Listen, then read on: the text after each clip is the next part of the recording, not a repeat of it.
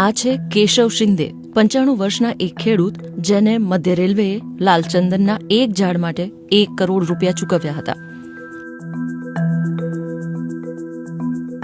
લગભગ 100 વર્ષ જૂનું આ ઝાડ તેમની ખેતીની જમીન પર હતું. કાયદાકીય લડાઈ પછી બોમ્બે હાઈકોર્ટે તેમની તરફેણમાં ચુકાદો આપ્યો. કોર્ટે રેલવેને તેમને રૂપિયા ચૂકવવાનો નિર્દેશ આપ્યો છે. જે 1 કરોડ રૂપિયાનો દાવો કરાયો છે તેમાંથી તેઓ શરૂઆતમાં 50 લાખ રૂપિયા સ્વીકારશે. મહારાષ્ટ્રના યવતમાલ જિલ્લાના ખરશી ગામના કેશવ શિંદે અને તેમના 5 પુત્રોએ 7 ઓક્ટોબર 2024ના રોજ હાઈકોર્ટમાં અરજી કરી હતી. શિંદે યવતમાલના પુસદ તહેસીલના ખરશીમાં 2.29 હેક્ટર ખેતીની જમીનની માલિકી ધરાવતા હતા.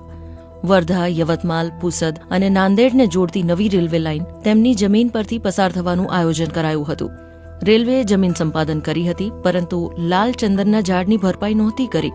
આ પછી શિંદેએ તેમના પુત્રોની મદદથી કોર્ટનો સંપર્ક કર્યો. તે અવોર્ડमध्ये घेण्यासाठी અમે વળતર માટે રેલવે, વન વિભાગ, કલેક્ટર ઓફિસ અને બીજી કેટલીક સરકારી સંસ્થાઓને પત્ર લખ્યો હતો.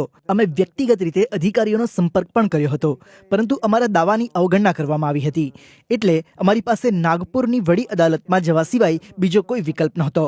અમે ઓક્ટોબર 2024માં અમારી અરજી દાખલ કરી હતી. અમારા વકીલે જમીન, લાલચંદનના ઝાડ અને તેની બજાર કિંમત વિશેના તમામ જરૂરી દસ્તાવેજો રજૂ કર્યા. કોર્ટે અમારી અરજી અને પુરાવો પર વિચાર કર્યો અને અમારી તરફેણમાં ચુકાદો આપ્યો. હાઈકોર્ટે રેલવેને વળતર પેટે 1 કરોડ રૂપિયા ચૂકવવાનો આદેશ આપ્યો અને વૃક્ષનું યોગ્ય મૂલ્યાંકન કરવાનો નિર્દેશ આપ્યો. જો કે એક વૃક્ષની કિંમતનું મૂલ્યાંકન કરવામાં મુશ્કેલી હોવાનું કારણ આગળ ધરીને રેલવે કાર્યવાહી કરવામાં નિષ્ફળ રહી.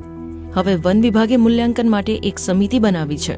વેલ્યુએશન પછી વળતર વધી પણ શકે છે. खटल्या जिंकल्यानंतर કેસ જીત્યા. કોર્ટે 1 કરોડ રૂપિયાનું વળતર આપવાનો આદેશ આપ્યો. આમાંથી 50 લાખ અમારા ખાતામાં ટ્રાન્સફર કરવામાં આવશે અને બાકીના 7 જુલાઈ સુધી કોર્ટમાં રહેશે. તે તારીખ પહેલા ઝાડનું મૂલ્યાંકન થઈ જવું આવશ્યક છે અને તે પછી અમને બાકીની રકમ મળશે. જો કે વળતર અંગેના સરકારી ઠરાવ મુજબ અમને સરકારના ધારાધોરણ મુજબનું વળતર મળ્યું નથી. જો તેમણે ઝાડનું વહેલું મૂલ્યાંકન કર્યું હોત તો અમને 2014થી વ્યાજ સાથે બમણી રકમ મળી શકી હોત. તેથી અમે હજી પણ સંપૂર્ણપણે સંતુષ્ટ નથી.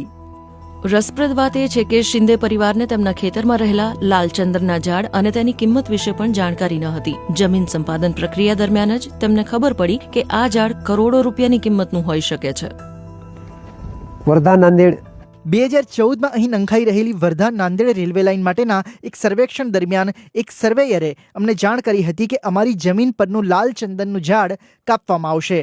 તેમણે અમને વળતર માટે અરજી કરવાની સલાહ આપી, કારણ કે ઝાડ મૂલ્યવાન હતું. પરિવારને જ્યાં તેમની 2.29 હેક્ટર જમીન માટે વળતર મળ્યું છે, તેમ છતાં તે વળતર તેમને લાલચંદનના એક જ ઝાડ માટે મળી રહ્યું છે તેના કરતાં ઘણું ઓછું છે. એક વૃક્ષના વળતર માટે તેમણે વિવિધ વિભાગોમાં ફોલોઅપ કરવામાં લગભગ 7 વર્ષ વિતાવ્યા, પણ કોઈ પરિણામ ના મળ્યું. તેમણે હાઈકોર્ટનો સંપર્ક કર્યો. આ પછી જ પ્રક્રિયા આગળ વધી હતી અને હવે તેઓ અરજી દાખલ કર્યાના 1 વર્ષમાં વળતર મેળવવાના છે.